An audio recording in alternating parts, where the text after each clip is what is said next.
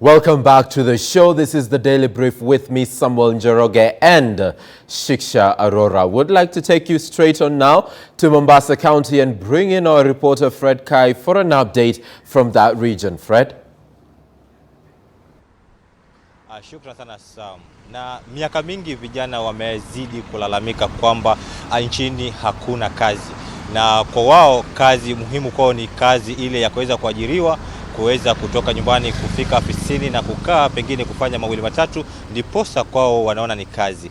Lakini kwa msichana huyu kwa jina Christine, mambo ni tofauti kabisa. Licha ya kuwa ni msichana, lakini ameweza kujitosa katika kazi ya wanaume. Na kazi hii basi ni uendeshaji wa tuktuku. Na tutaweza kuongea naye tuweze kuona kwamba ni yapi yaliyomfanya kuona kwamba kuweza kuacha kazi zile zote na kuweza kuingilia katika kazi hii ambayo ni almaarufu kwa wanaume. Hivyo basi tutaweza kujiunga naye moja kwa moja tu atuweze kutupatia tu fika ni yapi yaliyomfanya ama yalimchochea kuona kwamba kuingilia kazi hii. Pengine tuanze tu ni vipi hasa, ni kitu gani kilichokuchochea kuingia katika kazi hii ya wanaume? Okay, kwa majina ni Christine. Hii kazi niliona my cousin anaifanya na nikamuuliza hii kazi iko vipi. Aliweza kuniambia kazi si mbaya, kama ninaweza nijiunge na yeye tufanye kazi. Na kutoka hapo nilichukua hatua, nikaenda driving, nikasoma, nikapata leseni na nikajiunga na kazi na ninaendelea nayo. Na pengine kwa sasa ni miaka mingapi ambayo unafanya kazi hii? Kwa hiyo ni mwaka wa 3 toka nianze kufanya hii kazi. Na pengine uweze kutuelezea tu ni nini haswa kilichokufanya wewe kuacha zile kazi zingine hadi kuingilia kazi hii? Kazi zenye nimefanya kazi tofauti na nikaona hazina mapato mazuri ya kujisaidia nayo. Na pengine kwa sasa ukiangalia zile kazi zingine ambazo umefanya na kwa sasa hii kazi ambayo unaendelea kufanya nayo, utofauti ni upi haswa kwako wewe? Naona iko na tofauti sana. Ile mapato nilikuwa napata kwa zile biashara nimefanya si kama ile napata kwa hii biashara inafanya ya tuk tuk. Naam, uweze kutuelezea tu fika kwa siku pengine biashara hii yako ya tuk tuk ukiweza kujizatiti kabisa unaweza kuingiza kama kata shilingi ngapi? 1500. Na pengine unaweza waambia vipi wale vijana ambao wamekaa pengine maskani ama wako wamesoma wanaweza kusema kwamba wanasubiria tu kazi kuweza kuajiriwa, unaweza waambia vipi? Kile naweza kuambia waache kuchangua kazi. Kazi ni kazi. Kazi za ofisi hatuwezi toshea sote. Watafute ile kazi wanaona inaweza wapatia mapato na kujiendeleza maisha ili waweze kufanya na wajiinue. Shukrani sana kwa muda wako. Naam, Sam, umeweza kuona msichana huyu basi anaweza kujizatiti katika kuona kwamba anapata mtaji wake wa kila siku. Na tumeweza kuongea naye na anaweza kusema kwamba kwake yeye kazi hii ndiyo kazi, kwani zile zingine zote alizokuwa akifanya basi kwake zilikuwa hazina kipato. Na kwa sasa tunaweza kumtambua na kuweza kumwangazia katika runinga ya K24. Kutoka hapa na kuregesha kwako studio Sam. Thank you so much, Fred Kai, for that particular update live from Mombasa. Indeed, various young people from that region taking an initiative on themselves to ensure that they are able to, meet their daily needs. And of course, that is not the only story that we're following up for you today. It actually makes me wonder, Shiksha, if you were not a journalist, what would you be? I have a guess, but maybe. I think I'd be using my talents to make my ends meet. So basically, once you know what your talent is, it could be anything. You could be a musician, it could be dancing. That's true. You could be a makeup artist. You don't really need to do a white-collar job to bring bread on the table. Absolutely. And of course, you need to make sure that you look for entrepreneurship activities and roads that will lead you to get money on the table. Absolutely. Did I mention dancing? Yes, you did. Oh, yes. Yes, dancing. What would you do? Curious to know. Probably be... Just take us to Morango first. All right. Yeah. I think while Samuel, thinks about what his passion is in terms of not just having a white-collar job, and of course doing other activities in terms of manufacturing, in terms of entrepreneurship, just creating employment and not looking for employment. Right now we'll be taking you to our reporter who is going to be giving us more details regarding this particular youth who has made a job for himself. Of course, this youth is generating hydropower electricity in Mathioya, and he's going to be giving us more details. That is Alfred from Muranga, who's got this gentleman with him who's going to be giving us an update on his story and how he managed to create a job for himself rather than looking for a white-collar job. Alfred, good morning. Maybe you can give us more details and of course shed light on this very inspiring story.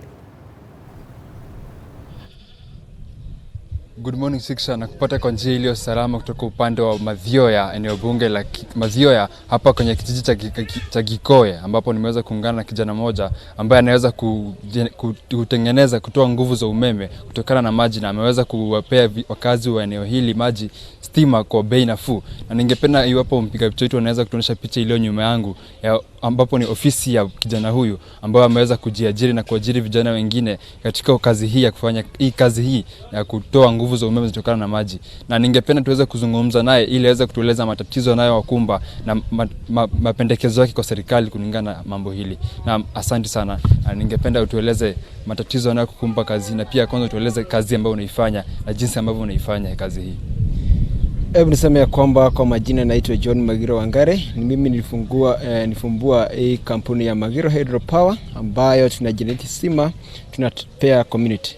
Hebu niseme kwamba hii mradi ya Magiro haikuanzia mwaka uliopita, ilianzia kitambo ambapo nilikuwa kidacho cha pili, ambapo nilianzia kufikiria ni aje naweza tumia mtu yenye iko karibu na kijiji yetu ni generate stima. Hapo nilianzia na kuanzia kujiuliza ni vipi dynamo ya baiskeli huwa inatumika, ina generate stima yenye huanga inatumika masaa ya usiku mtu akiride baiskeli.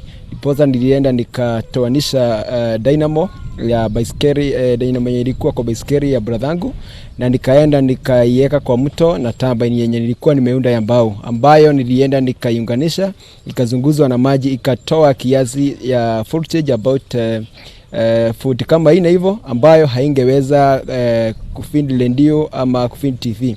Ndiposa nikaanzia bado kufikiria vyenye gari huanga charge ya gari huanga inatoka wapi yenye ina charge ya battery. Nikafikiria kwamba huanga inatoka kwa alternator, ambayo nilienda nilinunua kama 1000 hivyo kwa scrap material. Nikakuja nikaiunda, nikaipeleka kwa mto, but hiyo alternator haikufanya. Juu watu wenye wamesoma physics huanga inasemekana huanga iko na static magnets ambayo inabidi iwe inachajiwa na battery iwe inatoa stima. Nilienda nikatoaniza redio ya mamangu ambayo nilitoa speaker ya ndani, nikatoa permanent magnet ambayo nilienda nikaifix ndani ya alternator. After kuifix nikapeleka kwa mto, ikatoa kiasi ya 48 volts ambayo haingeweza kuwekwa kwa regulator, haingeweza kuwekwa kwa inverter ili ichangiwe from DC to AC. Kutoka hapo nikaanzia kujiuliza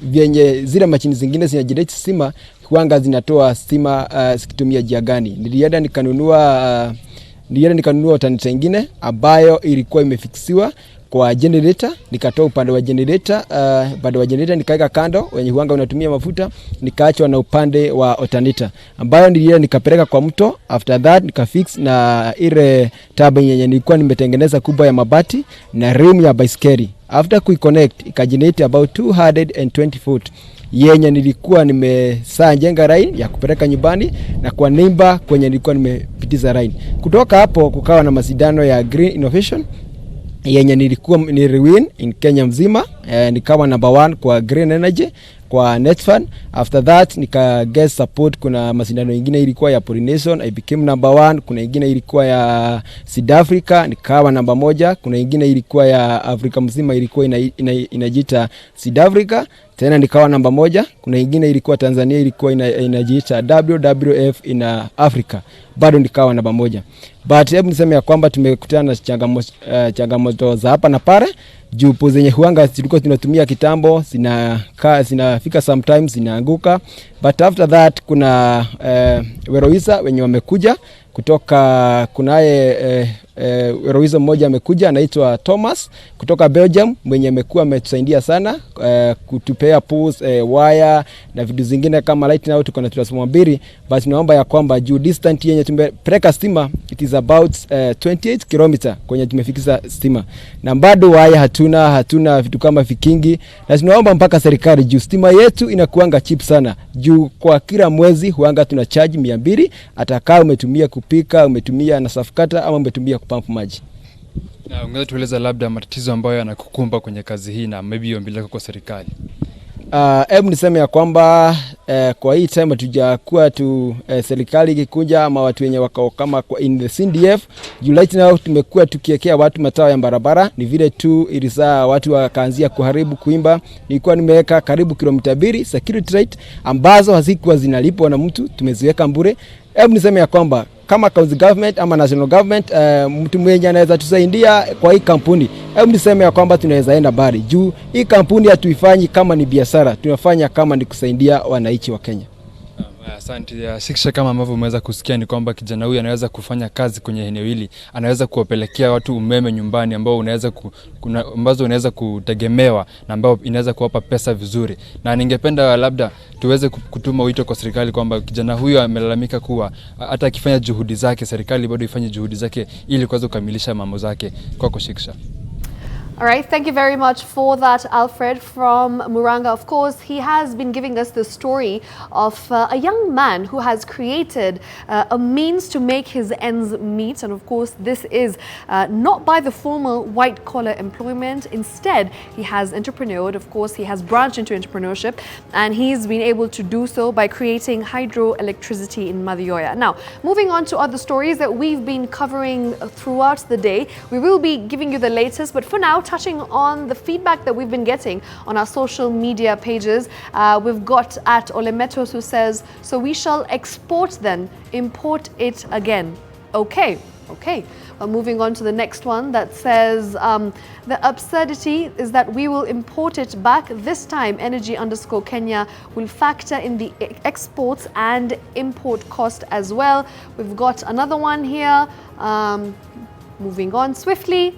That is from at David Phil, who says, it's safe to say that we are an oil exporting and importing country. Yes, indeed. We established that yesterday. So quite a momentous day, a historic day for the entire Kenya, of course. Moving on to the next one, that's at Frank Gum, who says, while at it, let them work on reviving Changamwe oil refinery. Well, something that maybe if somebody from the government is watching K24 Daily Brief, they can take that into consideration. We've got at Dave Warutere, who says, PR at its best to just give us hope because of our ailing economy. We can't export and import oil. I guess we'll have to wait until 2022 once the pipeline is built. We will be able to affirm if indeed we'll be able to export and import oil both simultaneously. We've got at Stanley Masila, who says, noble gesture. I hope the intention and purpose is noble as well. Now, President Uhuru Kenyatta yesterday did mention that, of course, this particular profit will be distributed evenly to the communities. Moving on, that's at Moses Ndirangu, who says, my big question is why are we exporting crude oil at half price of refined and later import at 3 times the price? Now that's something that maybe our business team will be able to highlight. And yes, indeed, that is of course the last tweet that we will be sharing. And moving on to Samuel, maybe you can tell me, I gave you some food for thought. I left you on the note where I asked you what you would do if you weren't a news anchor and a news presenter here at K24 TV. What would you be doing? I'll be a chef. A chef? Yeah. I was choosing my words very carefully. I didn't want to say that live on air. Now that, but we've said it, and there it goes. It's one of those things I love doing. Let me tell you something. Ladies absolutely love a man who can cook.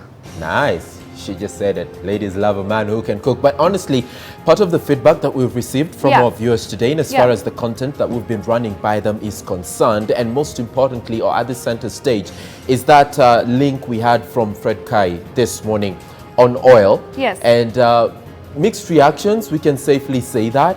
Some feel we're on the right track, others feel it's not only about us having the oil as a resource, is how we manage and go about it that is actually going to make a difference. Of course. That I feel is a very good point of note Right. to government structures out there. And management is very crucial. It's imperative that it's done the right way, just so that the assets and the profit is distributed evenly, not just to people on higher levels, of course, trickling down to the grassroots as well.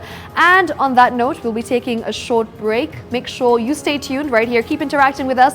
Hashtag K24 DailyBrief is the hashtag. And of course, after this, we'll be right back in just a bit. Make sure you do not go anywhere. Sam and I have got a lot more lined up for you.